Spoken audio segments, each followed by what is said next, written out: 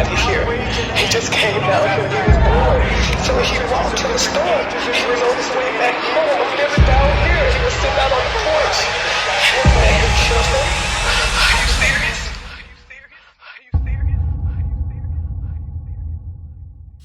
We're really just battling one problem. America is a tale of two cities. One, the majority. One, the minority. I speak to the majority here, and I beg you to stop ignoring the pain and profound hurt that lies beneath what you see. We in the majority cannot allow ourselves to be corrupted by toxic talk about the correct way to express that pain. A never-ending pattern of dead, black, young men at the hands of those who are supposed to protect them. If we don't address why we keep ending up here, we'll never make things right.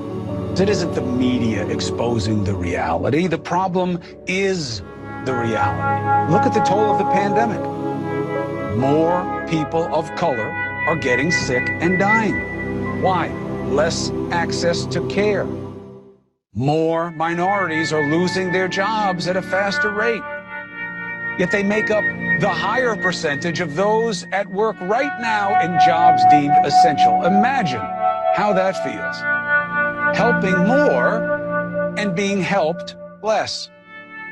They stand a greater chance of getting stopped. Those government small business loans, most went to the majority.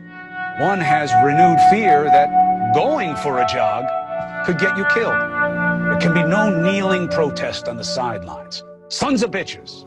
But is not outraged by a cop kneeling on this man's neck?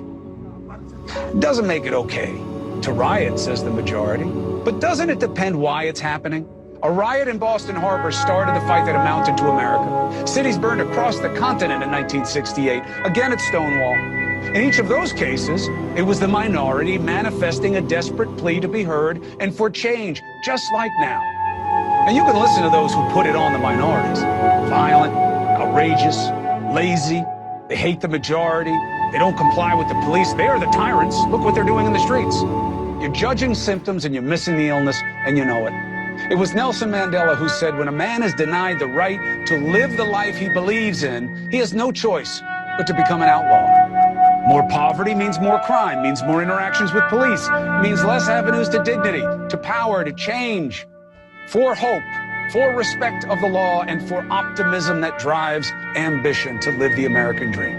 It's the laws that make it harder to vote and easier to be out of a job, but it's still going to be your problem. Only the majority can fix it. Almost 40 years later, and we have yet to answer the call. How many times must we try to teach the same lesson? The case will fade into the others, but our real problems remain. They'll only go away when we finally realize that minority and majority must come together, or America will never be her best.